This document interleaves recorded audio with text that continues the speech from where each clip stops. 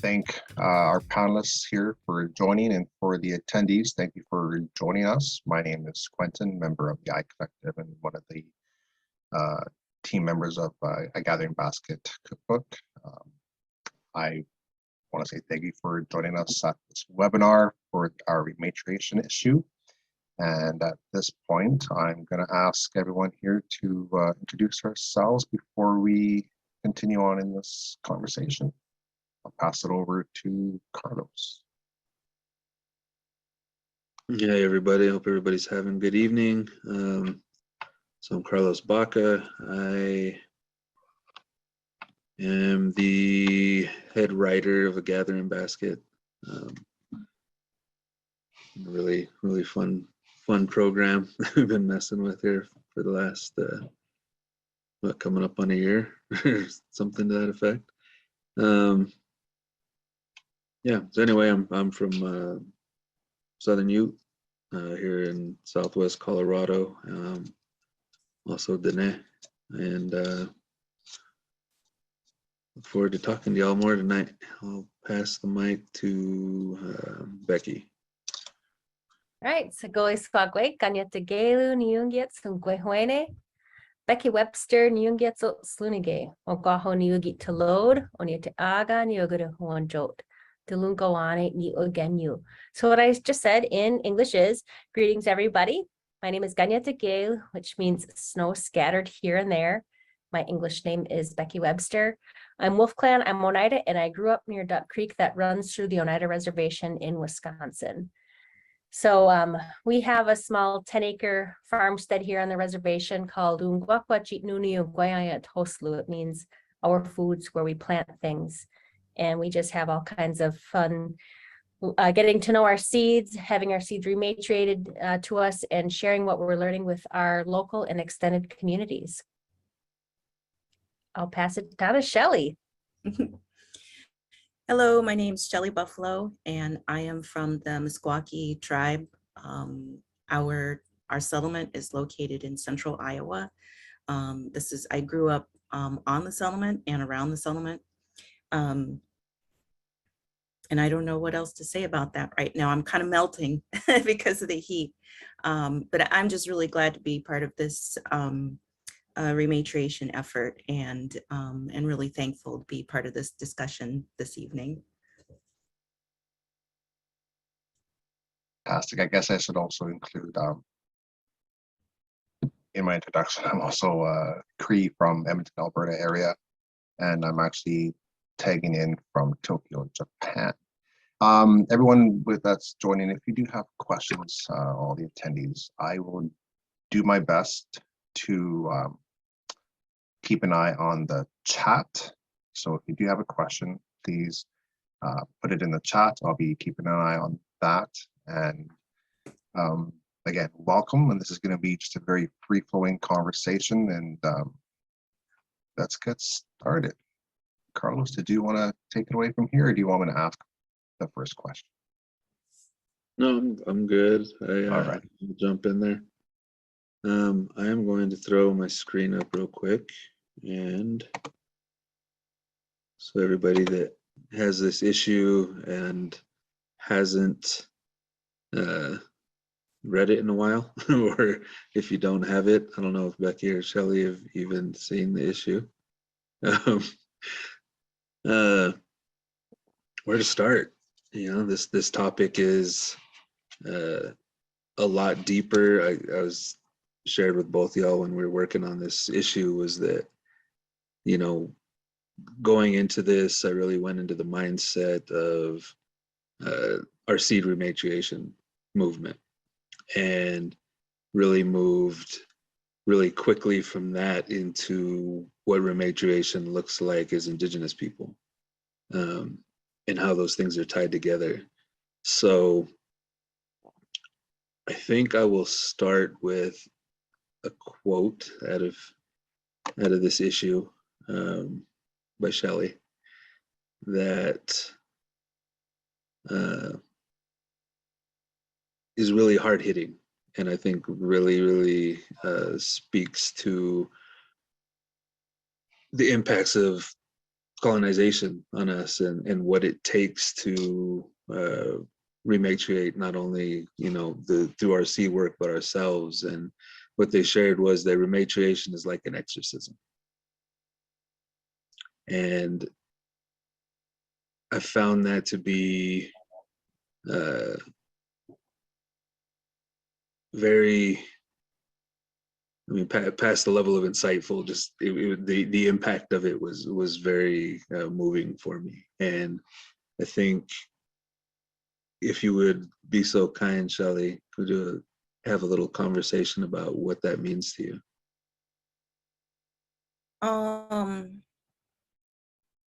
Well, it's one of the things I've been reflecting on is how much we, you know, and I want to be more general, you know, Black and Indigenous folks, how much we internalize racism, and that it, you know, it becomes embedded in our psyche in such a you know, insidious and parasitic way. And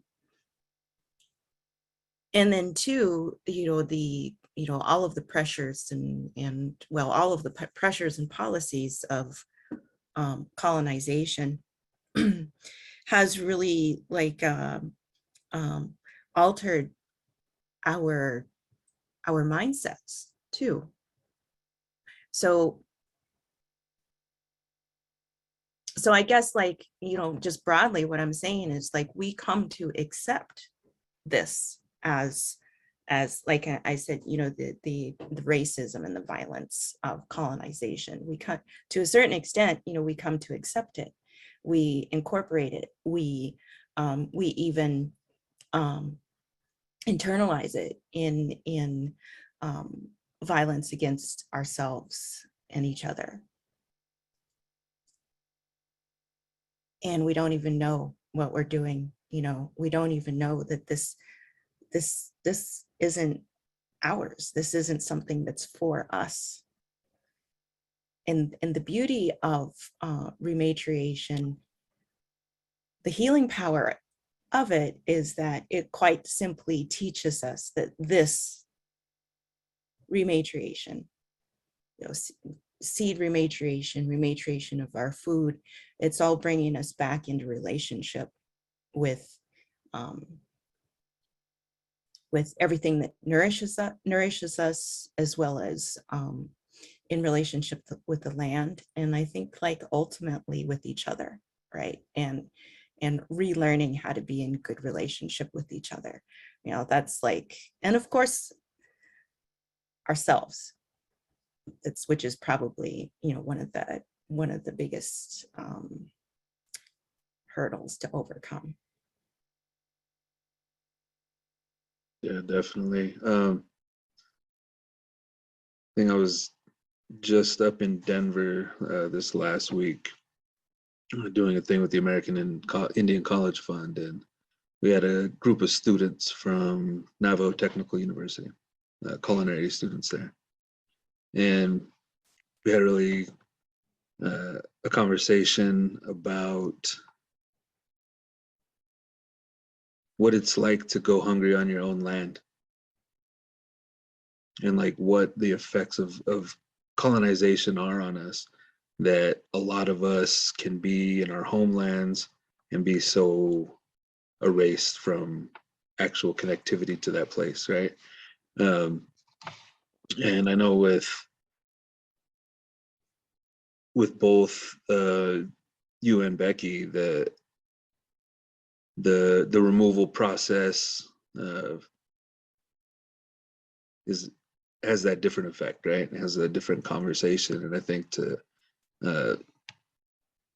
Becky, in our conversation, had reiterated a similar thing, you know, the reclamation of identity, and what that really looks like to be in a space as a people and as individuals to cultivate that relationship again. So Becky, going over to you, what is that reclamation of identity mean to you? I think our seeds are a really great bridge for us because so many of us have suffered from the effects of colonization, assimilation, and removal. And we, a lot of us are lost. And these seeds feel like they're a very safe way for us to come home, even when we're already home. So our seeds are bringing us back to each other. They're opening up conversations with not only people in our community, but people in our homelands out in New York, and they're reconnecting us. The seeds, growing them, learning the varieties that are out there, learning how to cook with them together. I think all of that is, it feels like a very non-threatening, like a safe way to reclaim who we are as people. They're leading us back to our language. They're leading us back to our history. They're leading us back to our culture, our ceremonies. I just think that these little seeds are such powerful teachers and leaders, and they're pulling us together again. Yeah, definitely. I wanted to, for everybody out there, definitely if some strikes you and you want to talk about it or more, definitely throw something down in the chat box. Yeah, I think on the conversation of indigeneity, we have this space where there is so much lost. And I often reflect on how, like I was just saying about here in the Four Corners region, I would say, like, you know, we've been really blessed in this area that from here down into like the top of the Sonoran, that the federal government just found it inhospitable, and so we're fortunate enough to more or less maintain some of our traditional homelands.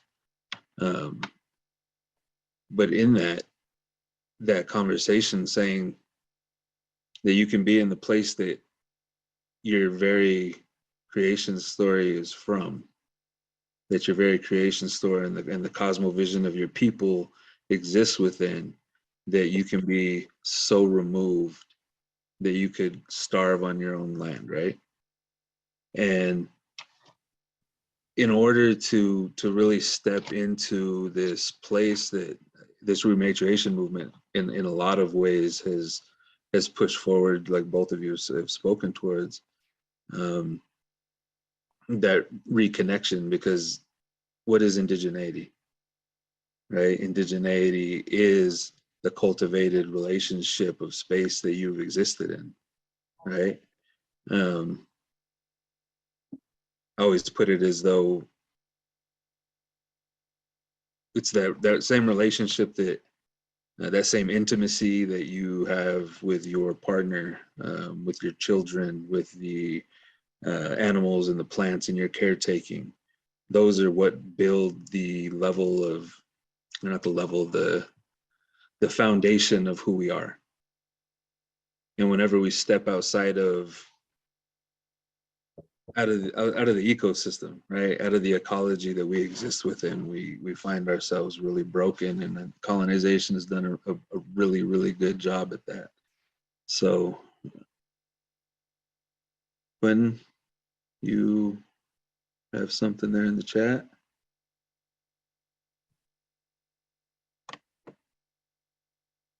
I should unmute myself before trying to speak. We have a comment from Buffy at fastmail.fm. She says, Becky, that was so beautiful and powerful. Wado. I want to go. Yeah, I like to just kind of echo that too. What Becky said about safety. Yeah, that just really hit me. You know, that's completely, you know, what I have found with you know, doing this work, and even from a perspective of healing from trauma, like that's the biggest, I got to stop saying that's the biggest. Everything's just the biggest with me tonight. But it's just so vital to be able to find safety within one's body. If you have experience, if you are carrying a lot of trauma, if you have PTSD, which I believe I remember a quote from Sherman Alexie, the writer, he was just like, easily, 90 or more % of Native America has PTSD. And one of the major issues is that you're in survival mode, and you just can't find safety. And it's not an understatement when Becky said that, this is what these seeds create, a space of safety. So yeah, thank you, Becky. It's just beautiful. Yeah, I think Rowan White, who was also part of this, right in here, towards the end, it says the leader of this movement are the seeds and our ancestors, and then that's the reality of it. And I think that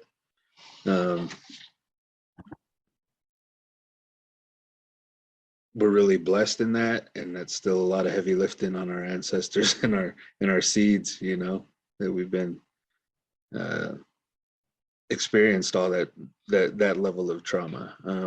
And to some extent in this conversation, I'm doing some research for our next issue, which is on gathering traditional foods in general. And here in the Four Corners region, we have the Four Corners potato, which is in of itself the only potato known to exist outside of Peru.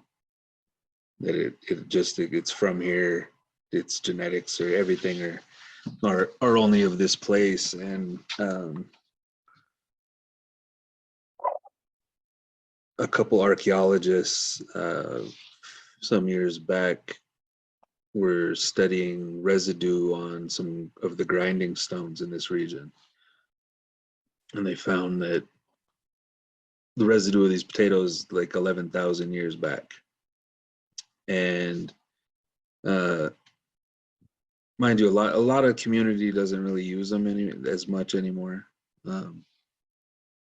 But here in the Four Corners, I don't know of any tribe that doesn't still have people that use them in there. But the university and these individuals decided to take it upon themselves to reintroduce this to the world. And part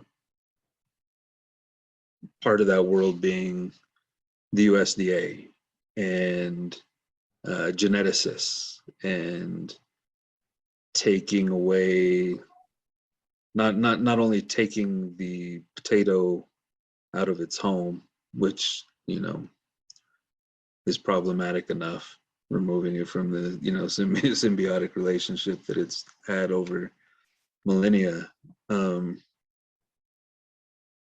but to take it into labs and rip its genetics apart to try to create drought resistant and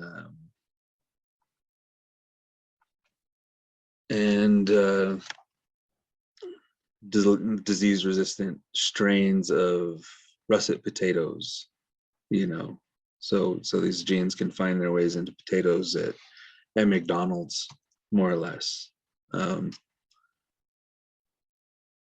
And so when I was looking at this earlier, I really I thought it was a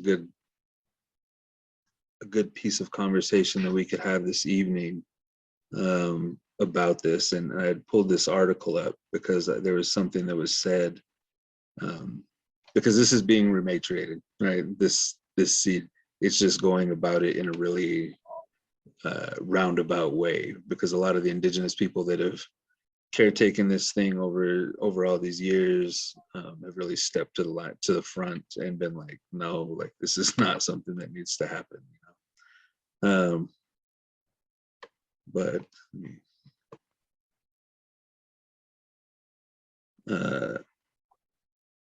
this quote right here, I'll highlight this.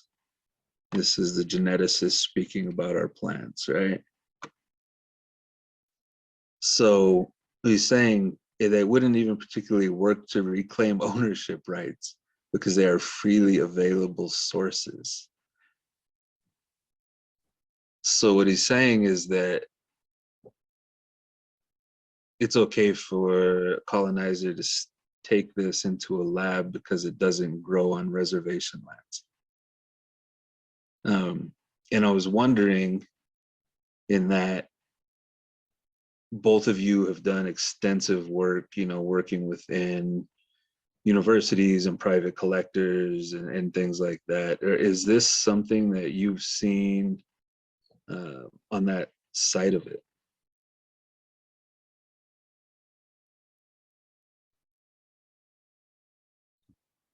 I think this is just, oh, go ahead, Shelley. No, I was going to say, I'll let Becky lead the way on this one. I was just, it's just so typical. You know, this phrase that people are saying, the audacity to have this mindset that it's just yours for the taking. It's so bizarre and twisted compared to how we view our plants as our relatives. Like, these things are completely culturally inappropriate to do in the first place. And this idea of ownership and manipulation is just so offensive that these folks just don't understand, or they don't care. And it's that whole colonial mindset that they're just going to come in and discover this stuff and do what they want because they can. You see it all the time. Mm-hmm. But it's for the betterment, right? Like this is what I have highlighted, you know. I have tried to be very careful to make sure we are not monopolizing, stealing, or hoarding anything. We wanted to improve the US potato crop, but also improve the Peruvian potato crop, or it's like, yeah. Can you imagine? Like, can you imagine the very concept of the people that have cultivated these things since time immemorial need help from them ripping the genes out of our relatives and plugging them into another a little monster thing that they've created? You know, it's pretty yeah. But Shelley, did you have something to say in that? Well, yeah, I mean, all right. This is something, you know, that I think a theme that many of us have discussed is that, you know, what has happened to our seeds, our foods, has also happened to us, our bodies, our water, our land, you know, the air. That it's, you know, there's in the colonizer mindset is a kind of a God complex, you know, that they are entitled completely. And their entitlement is based on their idea of white supremacy, you know. And so this, you know, you know, this, like, talking about this is you know, going, you know, they're working to improve potatoes for, you know, drought resistancy and all this other stuff. You know, it's very much a God complex, and ultimately, like, it's it breaks down to objectification. You know, everything's an object, nothing has spirit. And especially, everything is an object to be used and abused and to be to just be extracted, for the building of wealth and power and prestige, all of that stuff, all, just for a few people. And it's a cycle that just keeps repeating itself over and over again. And yeah, I mean, this is the mindset that, we've all experienced, and we've all been chewed up and spit out by over and over again. I'm getting I'm getting definitely more savvy to it. I'm better where I'm see these folks coming, because they're, some of them are pretty smooth talkers. Yeah, we're just here to help you. We're gonna do this, and we're gonna give you this, and it's just gonna be great. It's gonna be fat. You're gonna love it. Like we're just here for you. Yeah. Yeah, I think you hit the nail right on the head when you said God complex, because that's what this is. This is boarding schools. It's kill the Indian, save the man all over again. That's what they're doing to our seeds, what they've done to our children. Yes. They're gonna make them better. Yeah. Yeah, that was my direct conversation with them in this article, was that I don't see it any different than the boarding school era. Mm-hmm. I don't see it in any way, shape, or form different.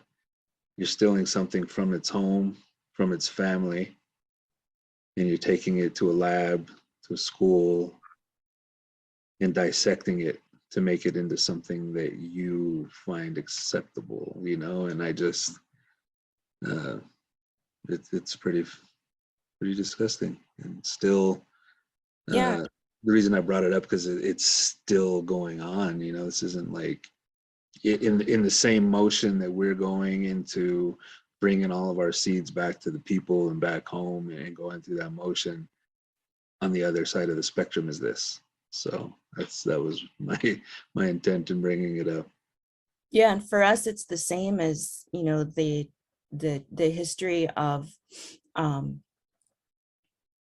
basically stealing Black and brown women, and to breed them, and to experiment on their bodies, to operate on them, and in many instances to sterilize them, to keep them from breeding, to control breeding, right?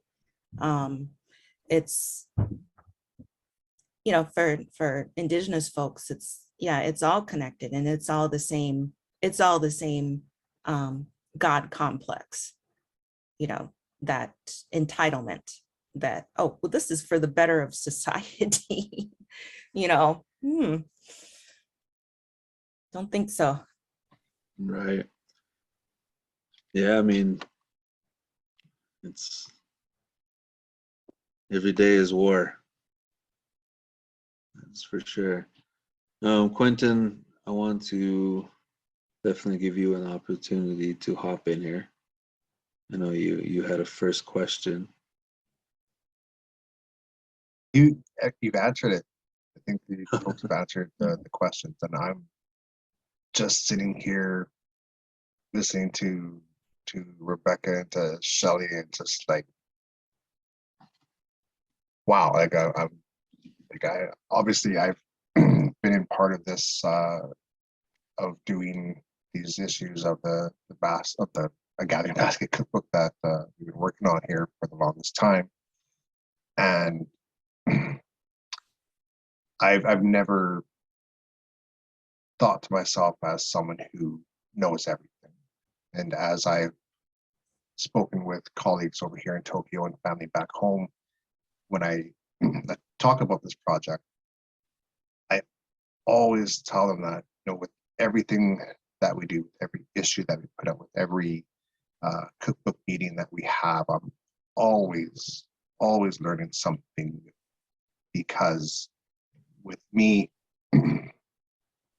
I wasn't brought up in my indigenous community back home. We lived in the urban society, and every time we go back home, it was all I wanted to do was just visit my family, visit my grandmother, my grandfather, and just learn how to cook. That's all I wanted to do. I didn't think of it further into seeds and plants and everything until I actually started cooking professionally. And now that, since 2017, after being with the I Collective, and just my eyes and my mind have been opened up to the world of North American indigenous cuisine. And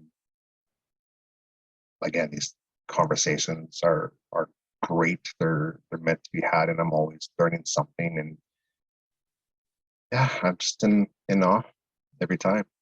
I just had a comment here in the chat from Buffy at fastmail.fm.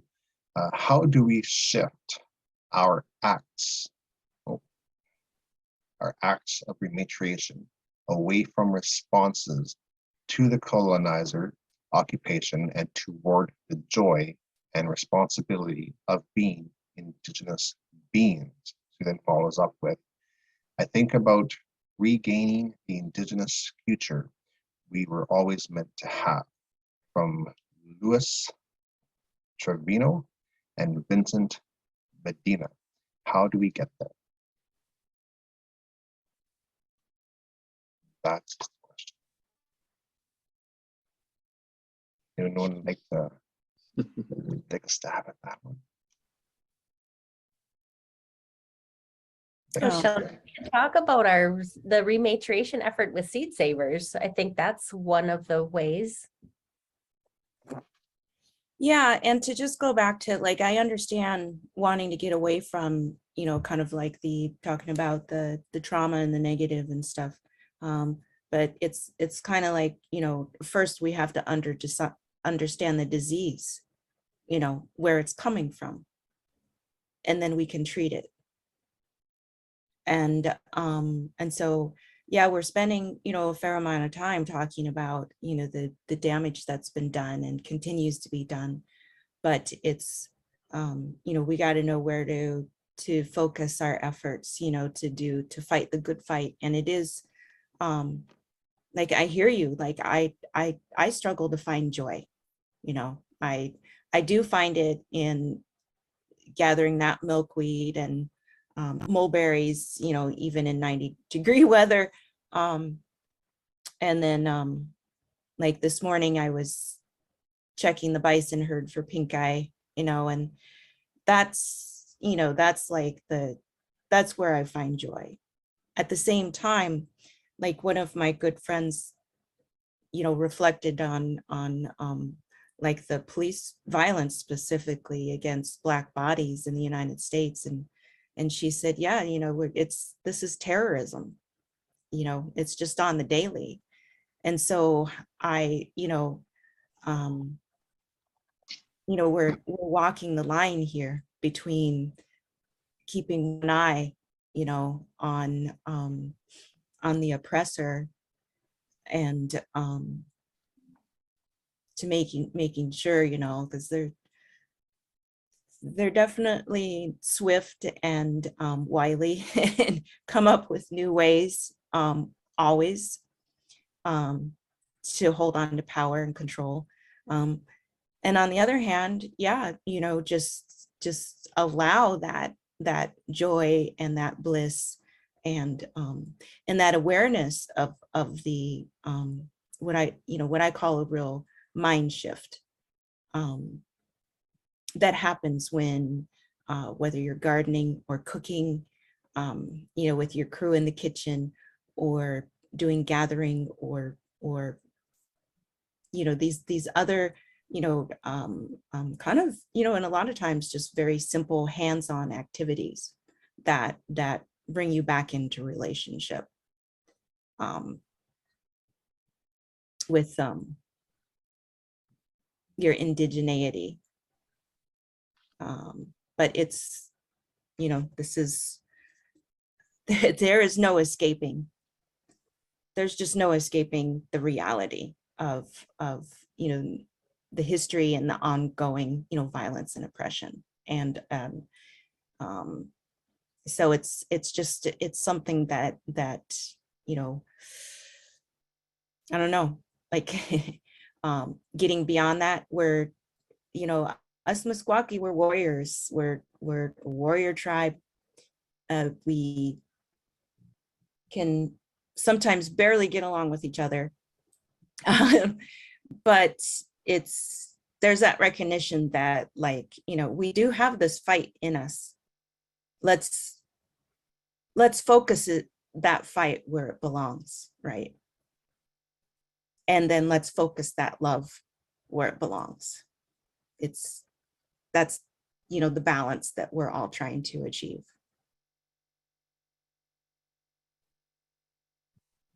Yeah. Mhm. So I could talk a little bit about our rematriation efforts with Seed Savers and the reasoning behind that. And the timing was really great how that came about. So I was gathering interviews from our community members about our relationships with our Indigenous heirloom corn.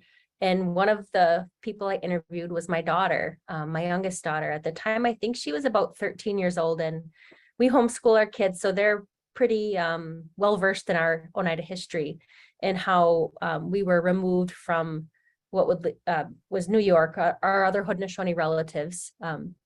And she was talking about how she's always been curious about when we were removed to what would later become Wisconsin and what seeds we carried with us, because she knows we carried corn and beans and squash, but she wanted to know what varieties that we had, what were their names, and who took care of them when we were here.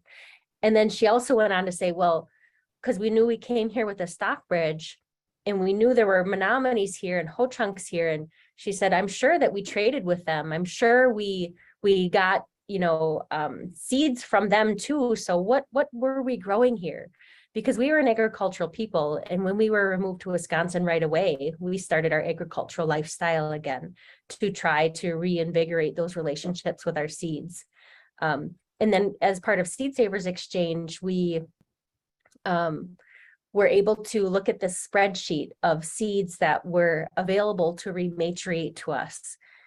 And they had it's an Excel spreadsheet, and there was a whole entire tab that was called Haudenosaunee seeds.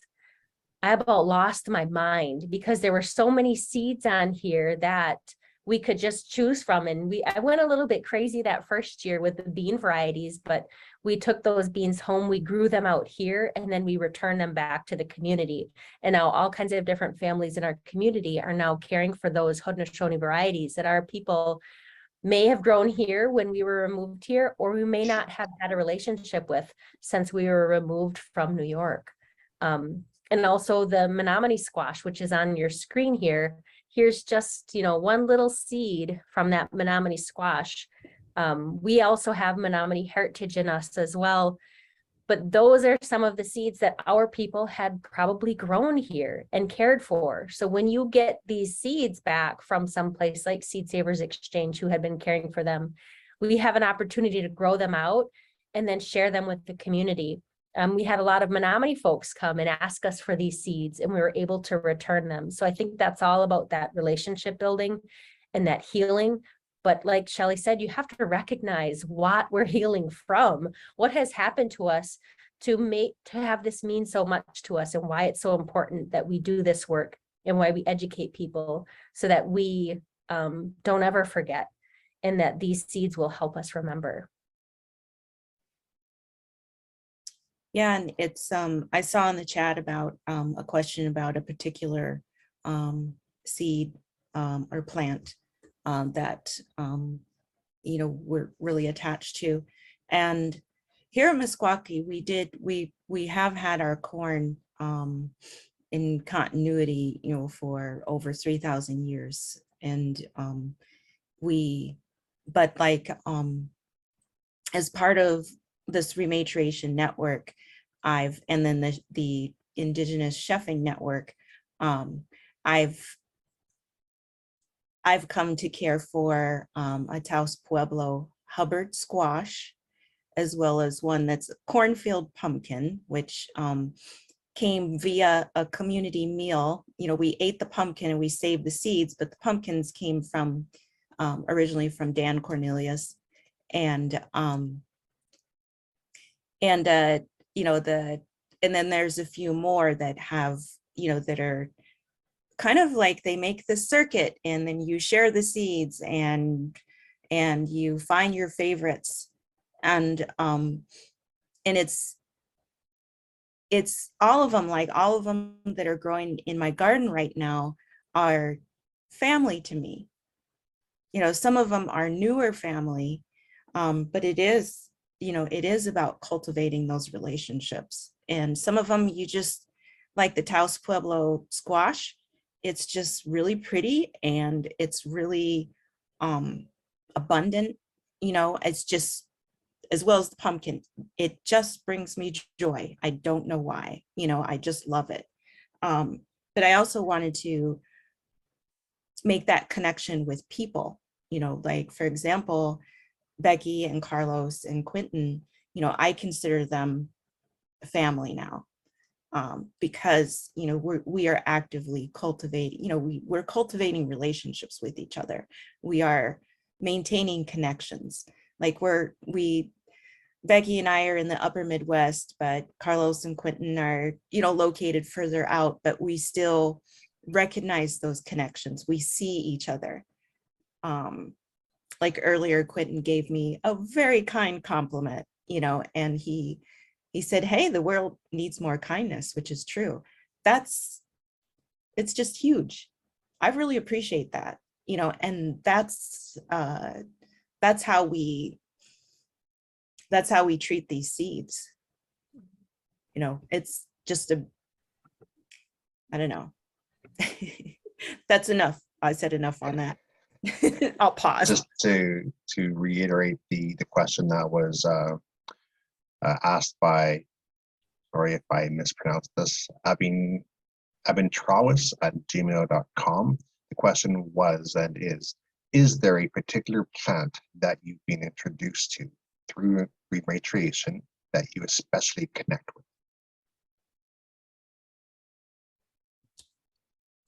So for that Becky, I was gonna say beans. well, I was gonna say she already answered that question. Yeah. Well, the Menominee squash actually has a bit of a longer story. So on my my non-Indian side of our family, we didn't find out until I think I was 19 or so when my great grandmother passed away. But when she passed away, we found out she was actually enrolled Menominee. We didn't know about that, and we talked to other family about it, and it was for that generation, it was shameful to be Indigenous, right? So, damn it, I said I'm not going to do this. So,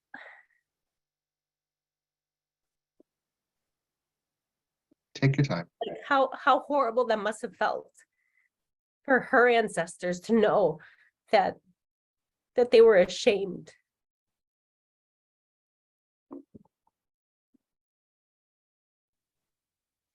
So we're trying to heal as best we can, right? And these seeds are doing so much of that for us. So even though I don't, you know, go around claiming I'm a Menominee person, right? Because I wasn't raised in that community. I'm Oneida. But yet in some small way, when these squash are growing here on our home site in the Menominee homelands, that I'm hoping I'm repairing some of that trauma.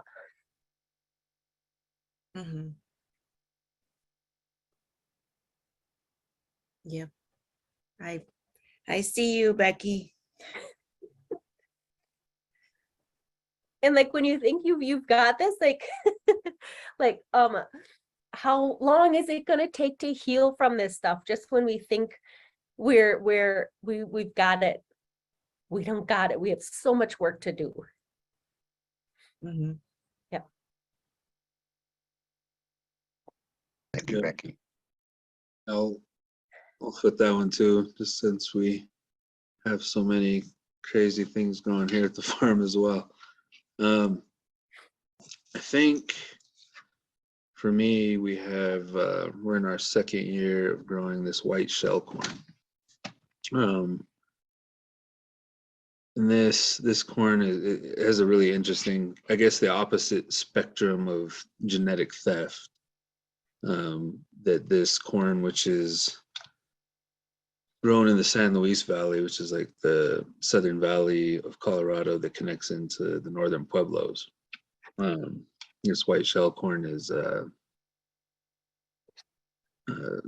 they did a genetic testing on it to see who it was related to, and they found that it is one of the last land races of corn that's still genetically connected to Mesa Verde, which is, if I'm looking out my window, it's just a few miles to the west of me.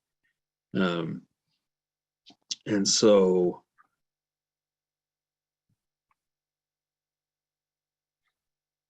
I would just take a guesstimation that corn hasn't been there in hundreds and hundreds of years that it's been grown in this valley. And we were gifted some seed and we brought it back and put it in this last year, and a lot of really, I don't have a word for it. In our Dene cosmology, coming into the fourth world, the chaos of the third world, the people had forgotten their seed when they came into this place. And Taji, which is the turkey, went back through and gathered all the seeds and carried them on their back and came back through. And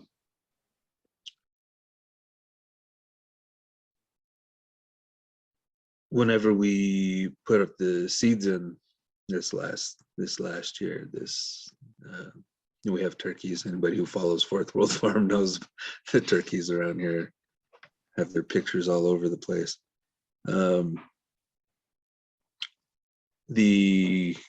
The head Tom of the crew came over and danced in all four directions, and then went and stomped down on the seeds. Just walked around and of course we were just standing there in disbelief, right? But it's those kind of things where you realize how much bigger it is than you, and how important it is that we're doing the work that we do. So for me, that one is definitely has a special place in my heart.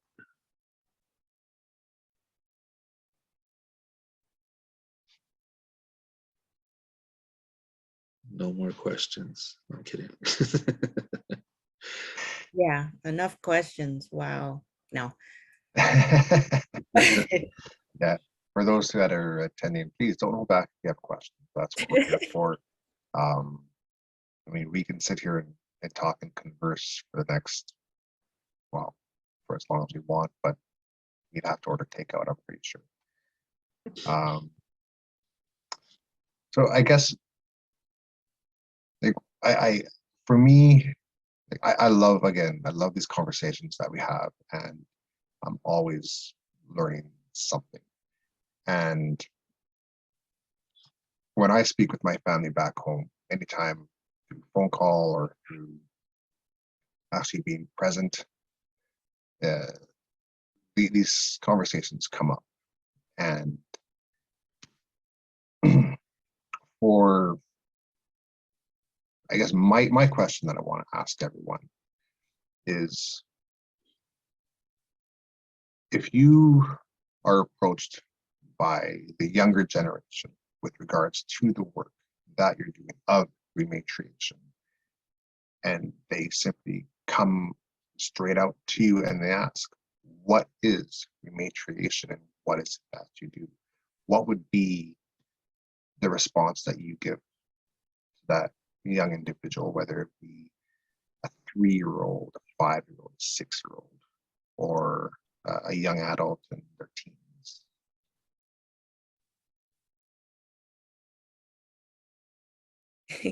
Well, Emotionally. I guess just, it's rematriation is rebuilding relationships with our plant relatives. And in doing so, we're rebuilding relationships, through that, I guess, through all those efforts of caring for these seeds and the plants and the whole, yearly cycle, as that we're also rebuilding relationships with our human ancestors, with all of our other relatives out there on the earth, and with each other and with ourselves.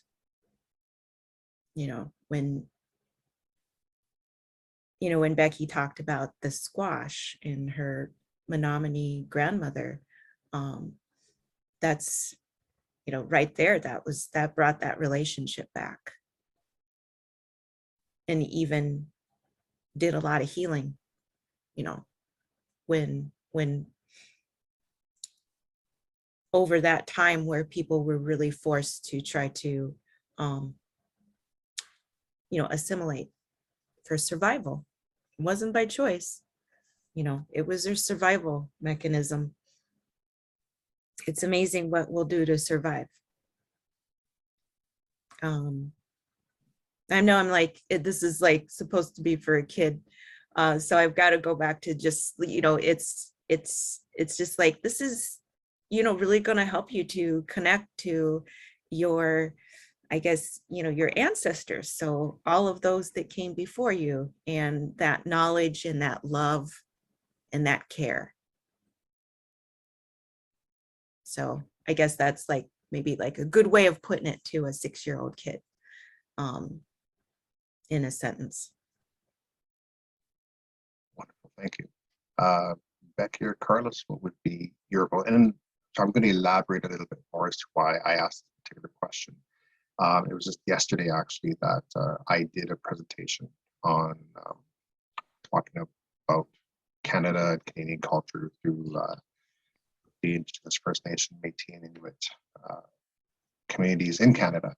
And I did 2 presentations just for splitting it up between the age categories. And basically, I was speaking to kindergarteners all the way up to grade 9s. And in between, well, sitting there at the first one with the young students from the international school who were primarily of Japanese descent, and just looking at them and thinking, how would I explain this to them? How would I define it for them? How can I break it down into its simplest form, but then adding on, how do I explain something like this to a youth from a different country?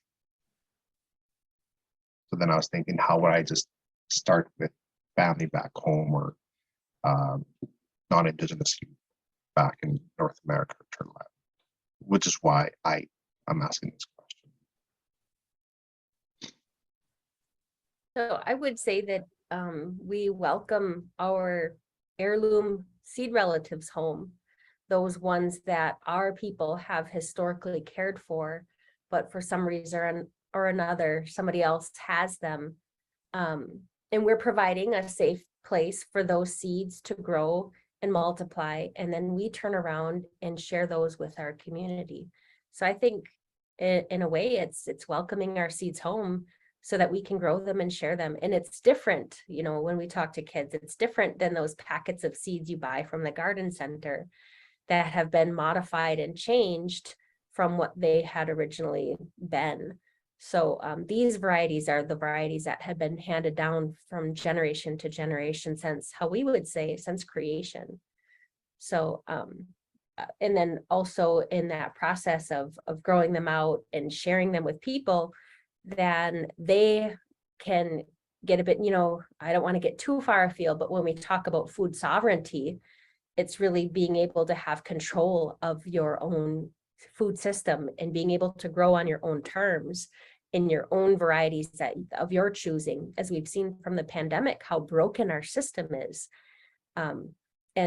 But when people can form those relationships with our food relatives again, that's one more bit of our ancestral knowledge that they are reviving, because we knew how to take care of ourselves instead of going down to a grocery store and hoping for the best, hoping for some sort of subsistence for your family.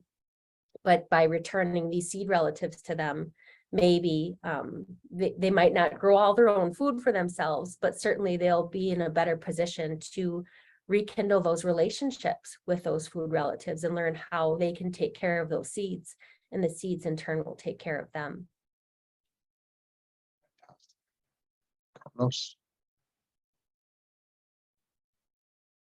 I was sitting here thinking about my kids when they were little and now. Or anything that a question comes up, they say, "Can you just keep it brief?" Because Mm. my brain doesn't work like that. There's 85 backstories, 3 side stories, and then this whole other thing we have to talk about so you understand it. So trying to compress that into one little I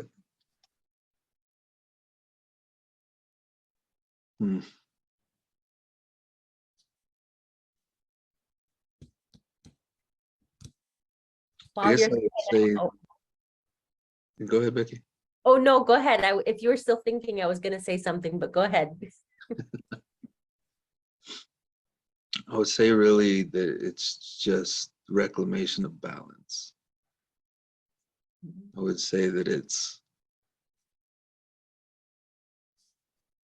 a tool to defeat patriarchy. You know, there's just so many different lenses to look at it through. So I wish one of my kids was here so they could just be like over here in the background telling you guys how I am. But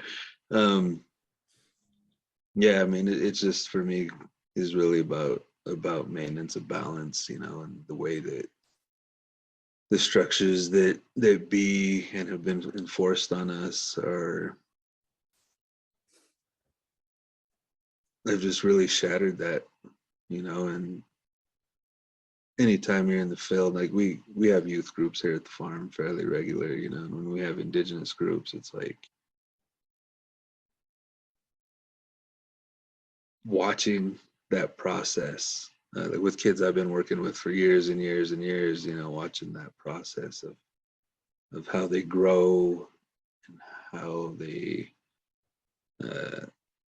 assimilate that information and that knowledge, and the way that balance what they learn gets into their household, it gets into their parents, it gets into conversations with their grandparents, and it creates this structure of starting to rebalance like the family connectivity to our plant ways. So, but Becky, feel free. Oh no, I was just gonna that reminded me of a really quick story when the girls were much younger and we were riding around, and they had one of their little friends in the car, and their little friend had a question about treaties, and the girls go, "Oh, why did you have to ask that?" Because, you know, there's no short answer. Yeah. Yeah, with plants, it's just when it comes to our plant relatives, there's just never ending conversation to be had. So I think like maybe you can, you know, for the little ones, just compare the seeds to them.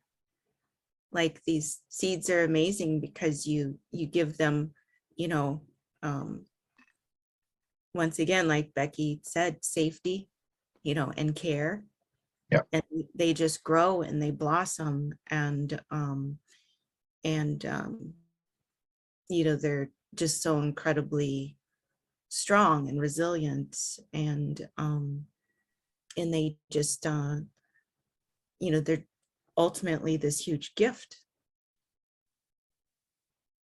Yeah, and you're absolutely right. And another reason, or how I look at it too, is like I have a 3-year-old son as well, and he's at that age where he's why, what about this, what about that? He's just, from the time he wakes up, the time he goes to bed, the time he's still trying to ask questions while trying to sleep.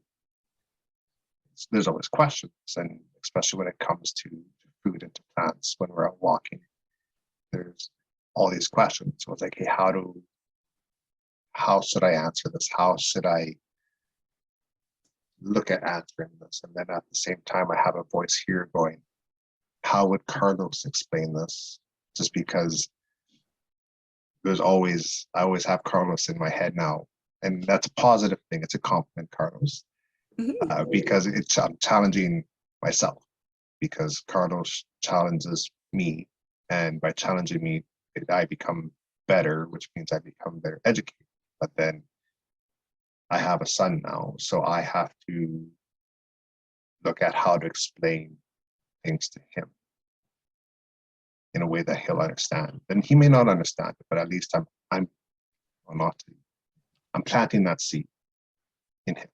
And to me, that's my garden. Right? So fantastic. Well, are there any more questions from the attendees that are listening in, chiming in?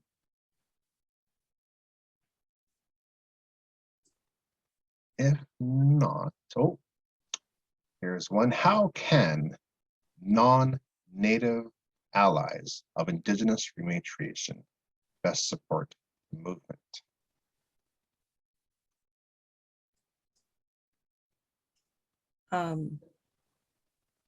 When we talk about allies, it reminds me of I think it was a podcast I listened to on the white nonprofit industrial complex. And part of it is like, we don't need any more allies, we need accomplices. And I see that as, allies can stand on the sidelines and be cheerleaders, but to a certain extent, a lot of times it's like they're always doing that from a place of safety, right? They're just not quite willing to step out of that place of safety and get in the game. And we're really not going to see things improve very much for our human plight here on Mother Earth unless more folks are willing to get actually in the game and really get down to business in fighting this system, right? This God complex that is colonization. When it comes to seeds, we're pretty generous with our seeds, but at the same time, we're very careful for the reasons that Carlos pointed out in the article about the genetic testing and the that extraction and exploitation that happens for the betterment of society, right? It's not, and that objectification, it's so be an accomplice, not an ally. Like, get in the game, like really start fighting.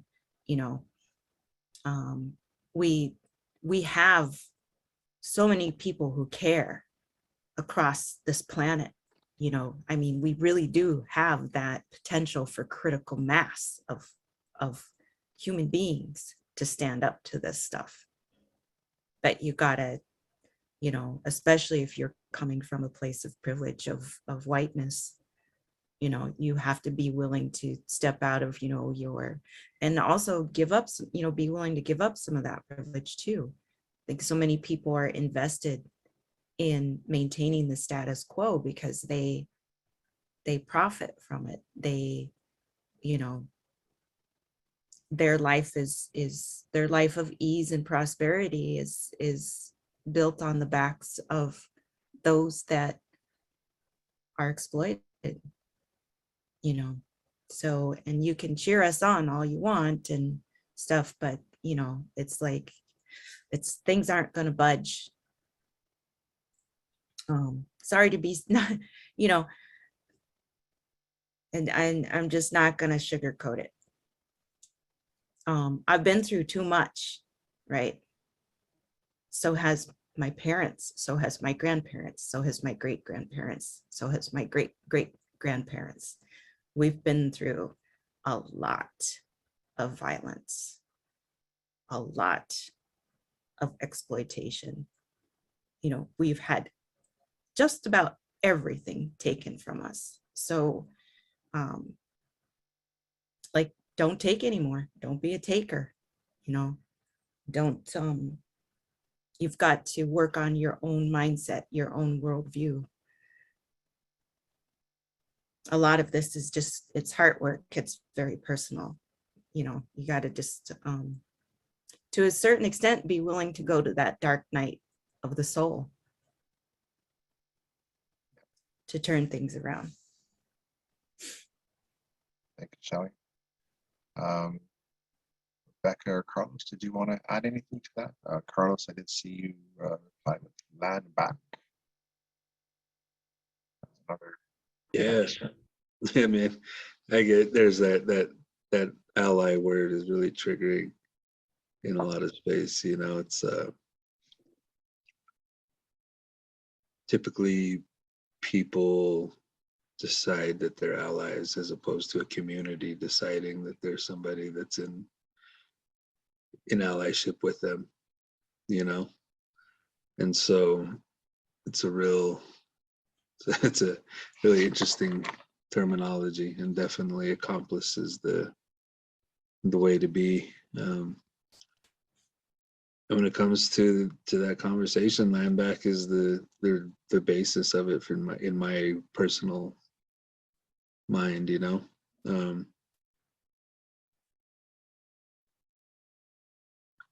Some of our projects here, Fourth World Farm is a land back project. And it's just this little 3-acre thing, but that's what it is.